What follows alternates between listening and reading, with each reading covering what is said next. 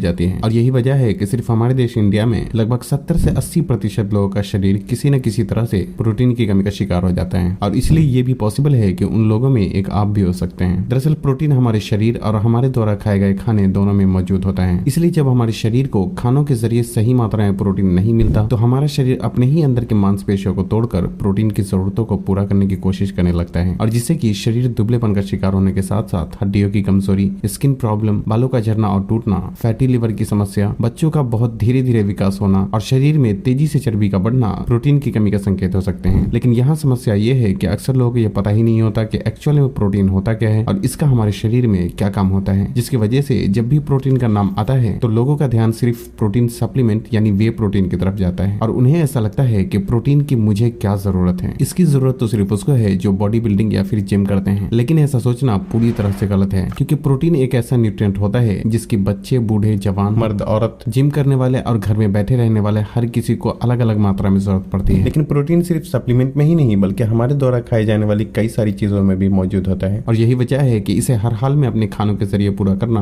बहुत जरूरी होता है। इसलिए आज की इस वीडियो में हम जानेंगे कि प्रोटीन होता क्या है और इसका हमारे शरीर में क्या काम होता है। प्रोटीन वजन बढ़ाने और घटाने में किस तरह से मदद करता है, एक दिन में कब और कितना प्रोटीन लेना चाहिए, कौन से खाने की चीजों में सबसे ज्यादा प्रोटीन पाया जाता है, और प्रोटीन सप्लीमेंट यानी कि वे प्रोटीन का इस्तेमाल करना सही है या गलत। इन सभी सवालों के जवाब हम इस वीडियो में जानने की कोशिश करेंगे। शुरू करते हैं कि प्रोटीन आखिर होता क्या है और यह हमारे शरीर के लिए इतना जरूरी क्यों है। दोस्तों, हम जो भी खाते हैं उसमें दो तरह के न्यूट्रिएंट पाए जाते हैं, माइक्रोन्यूट्रिएंट्स और मैक्रोन्यूट्रिएंट्स। माइक्रोन्यूट्रिएंट्स की श्रेणी में विटामिन और मिनरल्स आते हैं जिसकी हमारे शरीर को कम मात्रा में जरूरत पड़ती है, जबकि मैक्रोन्यूट्रिएंट की श्रेणी में कार्बोहाइड्रेट, प्रोटीन और फैट आते हैं जिसकी हमारे शरीर को ज्यादा मात्रा में जरूरत पड़ती है। लेकिन हम इस वीडियो में कार्बोहाइड्रेट और फैट के बारे में नहीं बल्कि प्रोटीन के बारे में बात करने वाले हैं, इसलिए कार्बोहाइड्रेट और फैट के बारे में हम इंशाल्लाह फिर कभी जानने की कोशिश करेंगे। फिलहाल हम प्रोटीन के बारे में बात करते हैं। दोस्तों, प्रोटीन हमारे शरीर में जाने के बाद अमाइनो एसिड में टूटता है और हमारे शरीर को ठीक तरह से काम करने के लिए 20 तरह के अमाइनो एसिड की जरूरत पड़ती है, जिसमें 11 अमाइनो एसिड ऐसा होता है जो हमारा शरीर खुद ही बनाता है, जबकि उनमें से 9 अमाइनो एसिड ऐसे होते हैं जो कि एसेंशियल होता है और इसलिए इसे खाने की चीजों के जरिए पूरा करना बहुत जरूरी होता है, क्योंकि हर अमाइनो एसिड का हमारे शरीर में अलग अलग काम होता है। लेकिन यहाँ हमारे लिए समझने वाली बात यह है कि हमारे देश इंडिया में लोग घर में और बाहर जिस तरह का खाना खाते हैं उसमें कार्बोहाइड्रेट और फैट तो जरूरत से ज्यादा मौजूद होता है, लेकिन प्रोटीन ना के बराबर पाया जाता है। और प्रोटीन हमारे शरीर में त्वचा,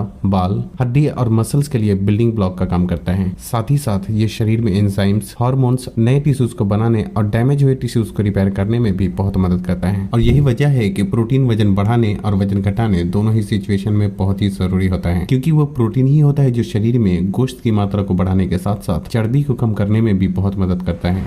लेकिन अब यहाँ ये सवाल उठता है कि आखिर पूरे दिन में हमारे शरीर को कब और कितनी मात्रा में प्रोटीन की जरूरत पड़ती है। दोस्तों, दूसरे पोषक तत्व की तरह ही प्रोटीन की भी हमारे शरीर को पूरे दिन जरूरत पड़ती है, और इसलिए सिर्फ एक्सरसाइज के बाद या रात में प्रोटीन का सेवन करना काफी नहीं है, जबकि सुबह, दोपहर, एक्सरसाइज से पहले, एक्सरसाइज के बाद और रात के खाने में भी प्रोटीन का होना बहुत जरूरी होता है। और किसी भी व्यक्ति को दिन भर में कितना प्रोटीन लेना चाहिए वो उनके वजन और फिजिकल एक्टिविटीज पे डिपेंड करता है। लेकिन एक सामान्य व्यक्ति को जो बहुत ज्यादा एक्सरसाइज या फिर मेहनत का काम नहीं करते, उन्हें दिन भर में लगभग 1 ग्राम पर केजी बॉडी वेट के हिसाब से प्रोटीन लेना बहुत जरूरी होता है, जिसका मतलब है कि अगर किसी व्यक्ति का वजन 50 केजी है तो उसे दिन भर में कम से कम 50 ग्राम प्रोटीन का भी सेवन जरूर करना चाहिए। और अगर कोई व्यक्ति बहुत ज्यादा एक्सरसाइज या फिर मेहनत का काम करता है तो ऐसे में उसके शरीर को आम लोगों के मुकाबले ज्यादा मात्रा में प्रोटीन की जरूरत पड़ती है। इसलिए 1.5 ग्राम से 2 ग्राम पर केजी बॉडी वेट तक प्रोटीन की मात्रा बढ़ाई जा सकती है। लेकिन शरीर में थोड़ा प्रोटीन कम या ज्यादा होने से कोई प्रॉब्लम नहीं है, क्योंकि हमारा शरीर इसे आसानी से मैनेज कर लेता है। अब बात करते हैं कि किस खाने में सबसे ज्यादा और सबसे अच्छा प्रोटीन पाया जाता है। दोस्तों, प्रोटीन की कमी को वेजिटेरियन खाने और नॉन वेजिटेरियन खाने दोनों तरीके से पूरा किया जा सकता है। लेकिन जैसा कि हमने पहले ही जाना कि प्रोटीन हमारे शरीर में जाने के बाद अमाइनो एसिड में टूटता है, और 9 अमाइनो एसिड ऐसे होते हैं जो हमारे शरीर में खुद नहीं बनता। इसलिए ऐसे प्रोटीन वाली चीजों का इस्तेमाल करना चाहिए जिसमें पूरे 9 अमाइनो एसिड पाए जाते हों, और इस तरह के प्रोटीन को कंप्लीट प्रोटीन भी कहा जाता है। पहले हम बात करते हैं वेजिटेरियन फूड के बारे में, और उसके बाद हम नॉन वेजिटेरियन फूड और प्रोटीन सप्लीमेंट यानी कि वे प्रोटीन के बारे में बात करेंगे। दोस्तों वेजिटेरियन फूड में दूध, पनीर,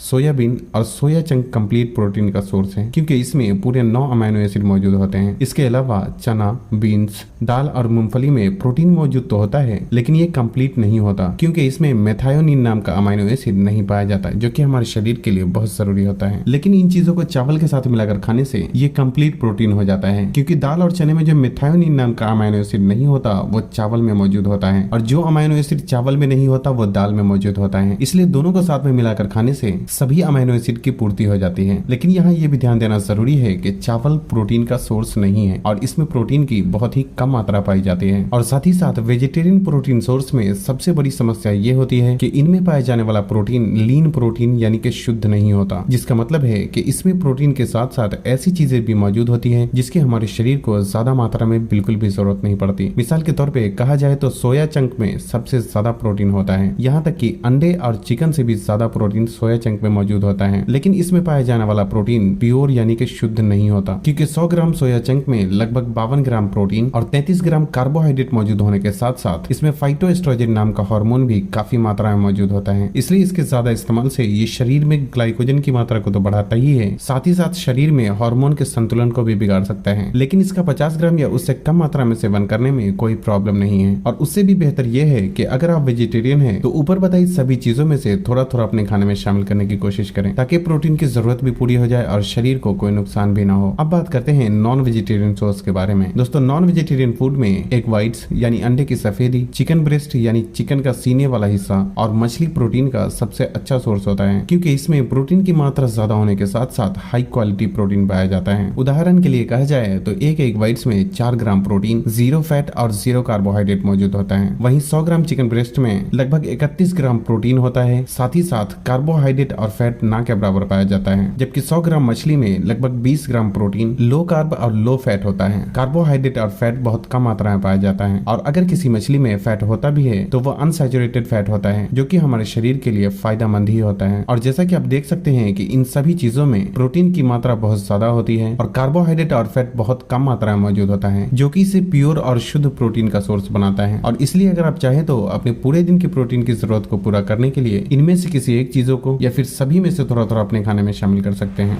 अब बात आती है कि क्या प्रोटीन की कमी को पूरा करने के लिए प्रोटीन सप्लीमेंट यानी वे प्रोटीन का इस्तेमाल किया जा सकता है? तो इसका जवाब है बिल्कुल कर सकते हैं। अगर आप खाने की चीजों के जरिए प्रोटीन की कमी को पूरा नहीं कर सकते तो आपके लिए प्रोटीन सप्लीमेंट का इस्तेमाल करना एक बेहतर ऑप्शन हो सकता है। और क्योंकि वे प्रोटीन दूध से बनाया जाता है, इसलिए इसका इस्तेमाल वेजिटेरियन और नॉन वेजिटेरियन दोनों तरह के लोग कर सकते हैं। लेकिन जब भी प्रोटीन सप्लीमेंट इस्तेमाल करने की बात आती है तो लोगों के मन में 5 तरह के सवाल जरूर आते हैं। वे प्रोटीन बनता कैसे है और क्या इसे बनाने में किसी केमिकल का भी इस्तेमाल किया जाता है? किस कंपनी का प्रोटीन सबसे अच्छा होता है? एक दिन में ज्यादा से ज्यादा कितना स्कूप प्रोटीन लिया जा सकता है? प्रोटीन सप्लीमेंट इस्तेमाल करने का सही समय क्या है? और क्या प्रोटीन सप्लीमेंट के ज्यादा इस्तेमाल करने से कोई नुकसान भी हो सकता है? लेकिन ये अपने आप में एक बहुत ही बड़ा टॉपिक है, जिसे इस वीडियो में बता पाना तो पॉसिबल नहीं है, क्योंकि ऐसा करने से वीडियो बहुत ही लंबी हो जाएगी। इसलिए इंशाल्लाह हम आगे आने वाली वीडियो में जानेंगे कि प्रोटीन सप्लीमेंट का कब, कैसे और कितना इस्तेमाल करना चाहिए, साथ ही साथ किस कंपनी का प्रोटीन सबसे ज्यादा अच्छा होता है। और मैं ये भी कोशिश करूंगा कि जल्द से जल्द इस वीडियो को अपलोड कर दूं। और साथ ही साथ बालों की अच्छी सेहत के लिए जो सीरीज मैंने शुरू की थी उस वीडियो